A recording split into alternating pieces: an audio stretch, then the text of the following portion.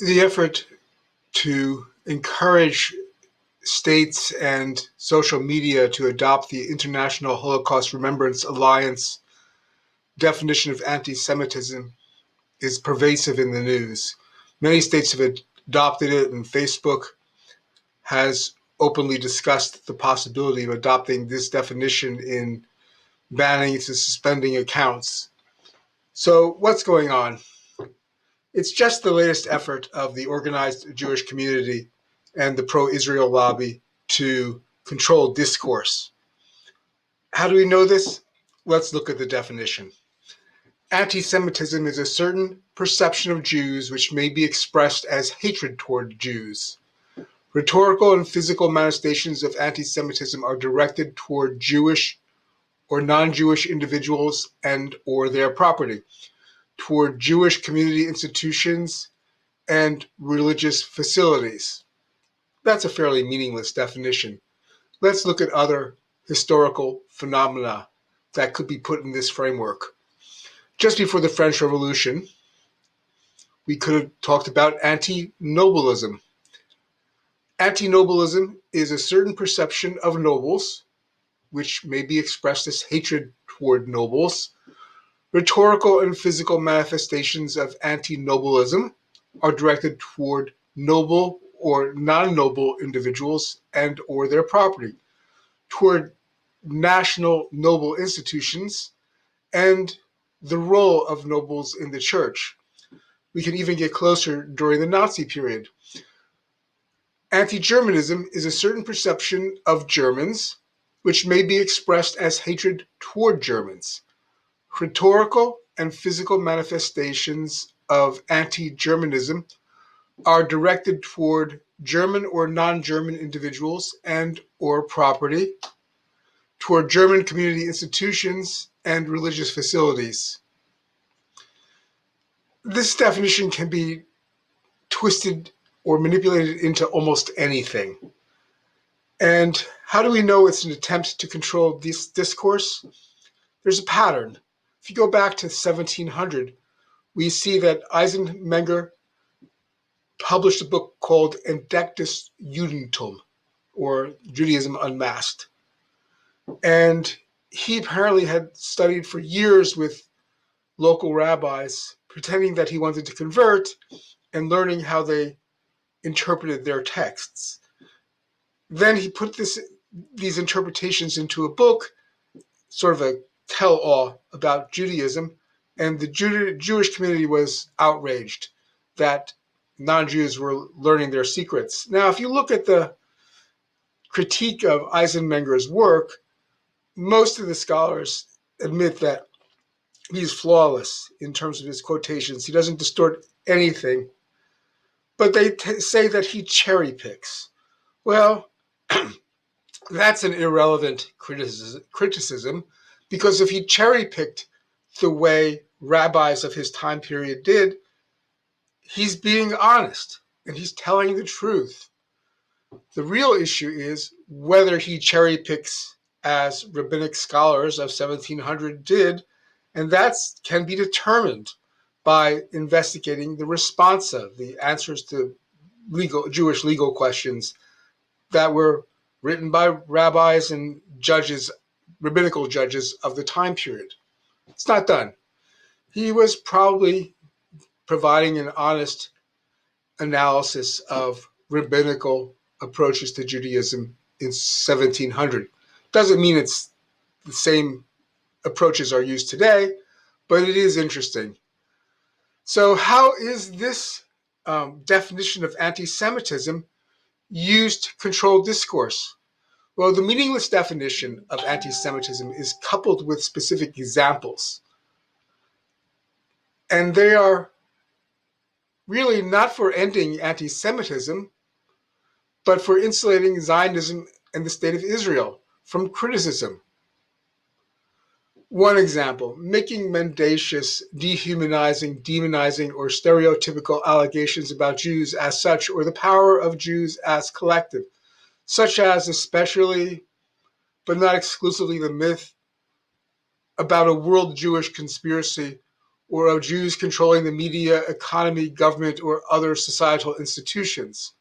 Well, Stadtlenut, the manipulation of non-Jewish governments, was recommended by Sadia Gaon in the 900s, and it's been pretty much a profession straight through the 19th century. There is some claims that Stadtlenut declined, but a lot of these think tanks are essentially a reformed and evolved version of Stadtlenut. So it continues. And yes, there is an effort of powerful people who are Jewish to work together and manipulate governments. The Russo-Japanese War provides an example. The Japanese gave Jacob Schiff the Order of the Rising Sun because he worked together with Jewish bankers during the Russo-Japanese War to prevent the Tsarist government from obtaining credit necessary to wage the war. Jewish communal organizations take pride in this example. It seems like an example of the power of Jews as a collective, because Jacob Schiff undertook this because of anti-Tsarist propaganda, which was disseminated by radical Tsarist Jews, and may not actually have corresponded to the facts. We see a lot of this with Zionist manipulation. So let's go on. Denying the fact, scope, mechanisms, that is, gas chambers, or intentionality of the genocide of the Jewish people at the hands of the National Socialist German government and its supporters and accomplices during World War II, that is, the Holocaust. It's an interesting issue. There's no effort to call denying the Nakba, a standard Zionist tactic, something wrong. Now, what's the issue about the Holocaust? Well, the Holocaust is not really the basis for Zionism, but is used to justify and normalize genocide. In the sense that an extraordinary tragedy requires extraordinary remedy. Therefore, denying the Nakba is good, but denying the Holocaust is bad. I mean, I did Jewish studies in college, and I spent years in studying the Holocaust. I don't deny it, but it is 75 years later, and the Nakba is ongoing. The fact that we're focusing on the Holocaust at this point in time disturbs me, and the way it's used in normalizing and justifying ongoing genocide is really problematic. I'm not surprised that there's a tendency to deny it or minimize it. Accusing citizens of being more loyal to Israel or to the alleged priorities of Jews worldwide than to the interests of their own nations is another example that the IHRA provides of anti-Semitism. Well, Zionists expect Jews to act on behalf of the Jewish people, maybe after raising Jewish consciousness, and the Zionists state that the state of Israel belongs to the Jewish people. In fact, that's enshrined in Israeli law. So there is a tendency in Zionism to imply that Jewish citizens should be more loyal to Israel than to their homelands. But we aren't going to be allowed to talk about it. The next example that the IHRA provided was denying the Jewish people their right to self-determination. For example, by claiming that the existence of a state of Israel is a racist endeavor. Well, Jewish people is more or less a modern 19th century concept. It doesn't exist before then. Rabbinic Judaism talks about the Jewish community or the community of Israel. It doesn't talk about the Jewish people, which essentially is, if you read German, it's congruent with the Aryan race of German Nazism. One is das jüdische Volk, the other is um, das arische Volk. Use the same word, except that dishonest translators translate Volk in one situation as people and as race in the other. Race is actually the more correct translation. German has a sort of an ethno-racial concept that doesn't exist in German. And I I'm descend from Yiddish-speaking Jews. They were an ethnic group. I think of them as Yiddish-speaking Slavo-Turks. There are other ethnic groups associated with Judaism. The Ibero-Berbers, often called Sephardim. I don't like to use these liturgical terms. The Syro-Mesopotamians, which were the Jewish communities from Syria through Mesopotamia, and the South Arabians. They were the four primary ethnic groups of Judaism. They don't correspond to any ethnic groups, except maybe the South Arabians, in Islam or Christianity, but there's no obvious reason they should. And in fact, there was a tendency to homogenize the Jewish ethnic groups because in the pre-modern period, Judaism was the host of vast trade networks that spanned Europe, North Africa, the Middle East, and into China and into India and down the coast of Africa. People were always moving around. One Jewish community would export members to another Jewish community. The Slavo-Turk community from, say, West Slavia to the shores of the Caspian and Black Seas was the largest and probably did most of the exportation of individuals, though we do see the other as well. So we do see a tendency for Jews to look a little different from the local non-Jews because they're getting phenotypical um, characteristics from Jewish communities outside the local area.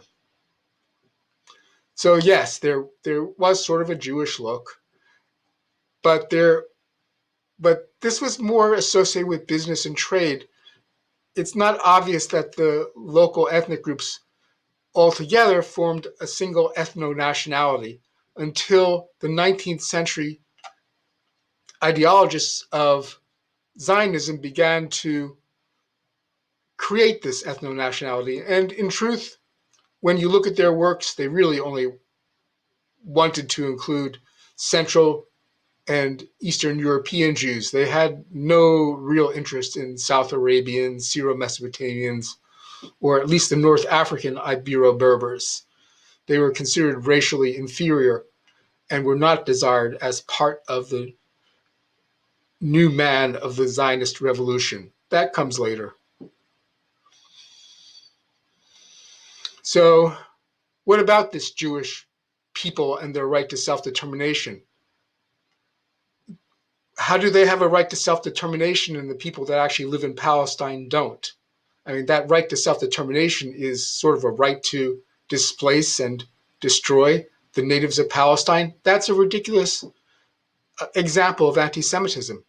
I'm Eastern European Jewish, and I think that it's disgusting that people should claim that the Jewish people have a right. And recognizing the right of the Jewish state to exist in Palestine is a ridiculous demand to make of Palestinians because it more or less says, well, we don't have the right to exist in Palestine if you're Palestinian. And of course, let's think about this right. Zionism as its founding principle assumes that the historical and national rights of the Jewish people, which of course is a fairy tale, is superior to the human rights and property rights of the natives of Palestine. It's hard to be more racist than that. So of course, the right, the right of the Jewish people to self-determination in Palestine is inherently racist. So then the IHRA gives yet another example, applying double standards by requiring of it, the state of Israel, a behavior not expected or demanded of any other democratic nation. Well, we're out of the realm of worrying about Jews, and now we're clearly worrying about the state of Israel. The state of Israel is founded by genocide, by white racial supremacist European Zionists after the start of the international anti-genocide regime. Its mere existence vitiates international genocide law and undermines international law in general. So, of course, there should be a specific standard applied to Israel that's not applied to other democratic nations. It can't even be considered a democratic nation. That's propaganda. A democratic nation, after the start of the international anti-genocide regime in 1946, does not start by driving out, killing, murdering, or in other ways committing genocide against the majority of the residents of that country where the democratic nation is founded. The state of Israel is unique among modern nations and should not exist. Then they go on and say, using the symbols and images associated with classic anti-Semitism, claims of killing Jews or blood libel to characterize Israel or Israelis. Well, classic anti-Semitism does not really start until the 19th century, and I think the first reference to anti-Semitic doesn't even occur until the 1820s. Now, there was a blood libel in the Middle Ages that sort of persisted into the modern time period. In the Middle Ages, it wasn't clear that it was truly a libel, but people are looking at some essentially accidents or misbehavior of a specific merchant class. Jews essentially controlled the business of supplying alchemists with materials. One of those materials was dried blood. How did you get dried blood? You bled it, especially if it was from a virgin. How do you get virgin dried blood? You bleed a child with leeches. Occasionally there were problems. Child might die. So you have a misinterpretation of a practice that occasionally results in a death. And in the pre-modern period, Jews were also commonly slavers. How did you get people to, usually Slavs, to become slaves? Well, you got a peasant in debt and via predatory lending, which was actually a Jewish occupation in the Middle Ages, and Shylock, in other words. And then you offer him release from his debt or discharge in exchange for a child. Well, how do you explain the vanishing of the child? Well, guess it was killed. And enslavement was considered a social death throughout the Middle Ages.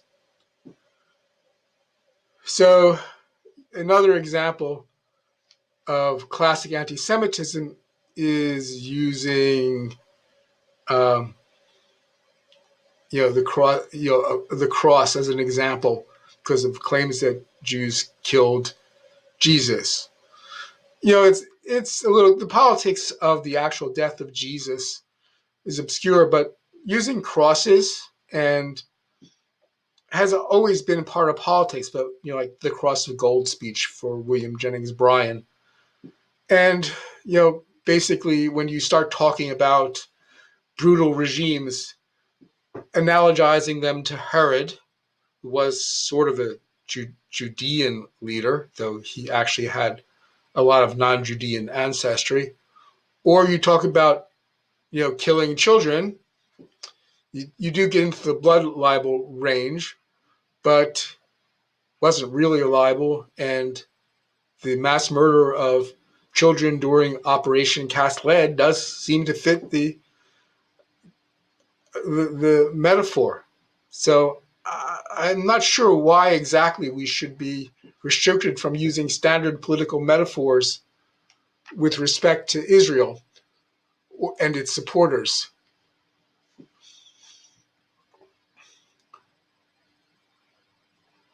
So And we're not allowed, according to the examples, to draw comparison of contemporary Israeli policy to that of the Nazis.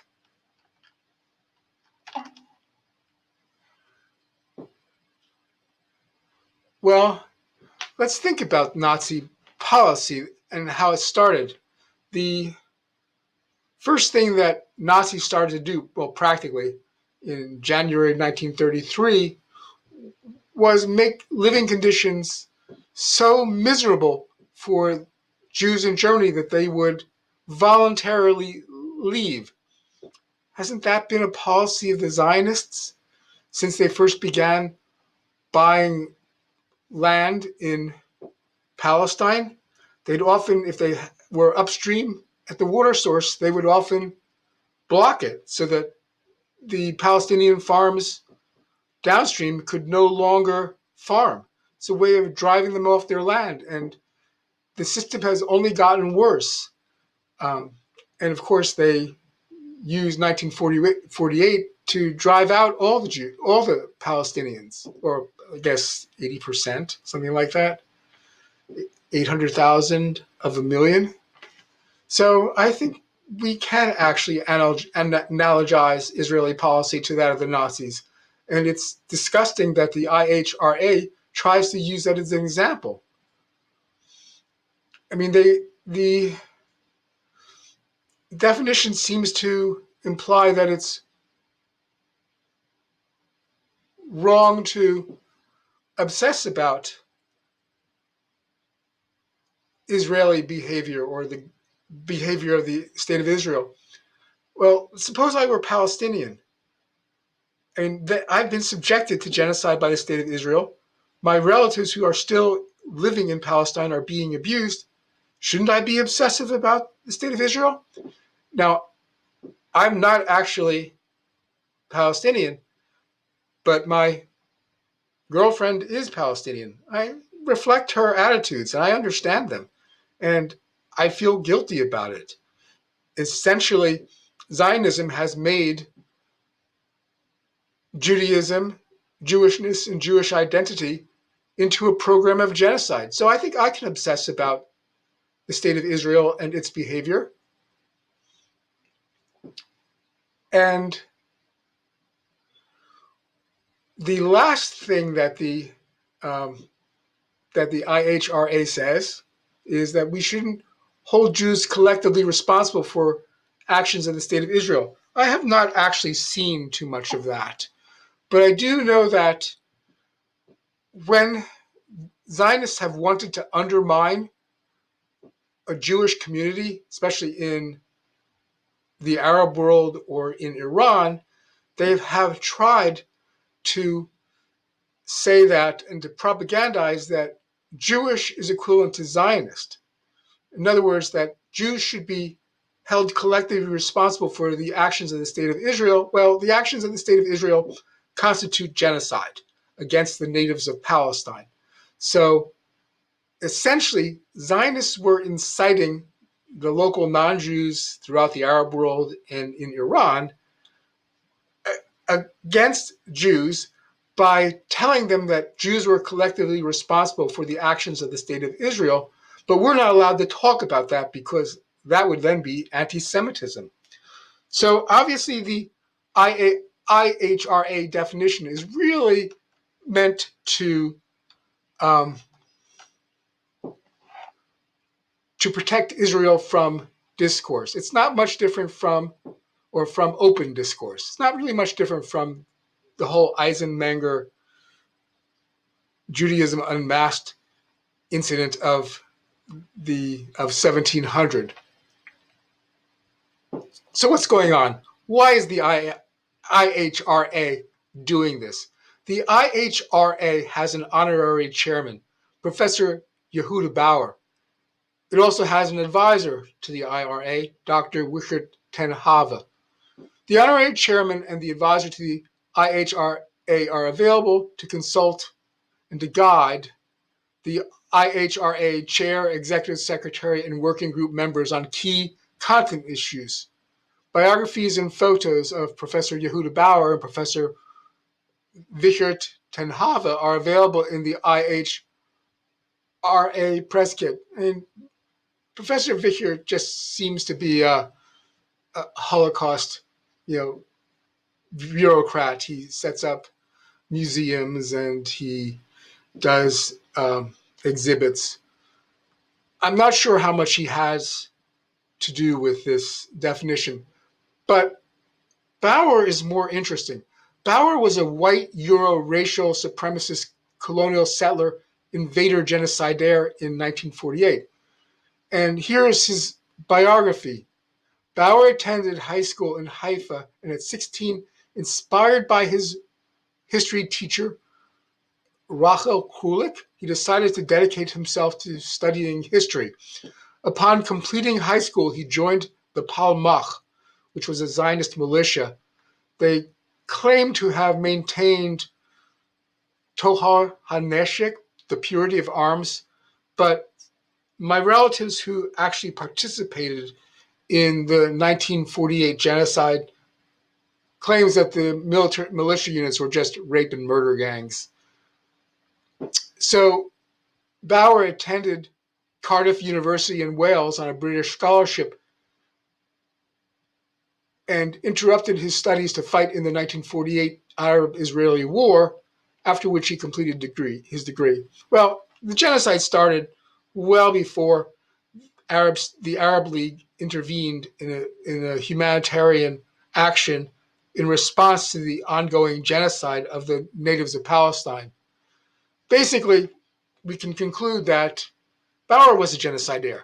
He shouldn't be developing the definitions that states use to deal with the Holocaust and anti-Semitism. Bauer and the IHRA are pieces of shit.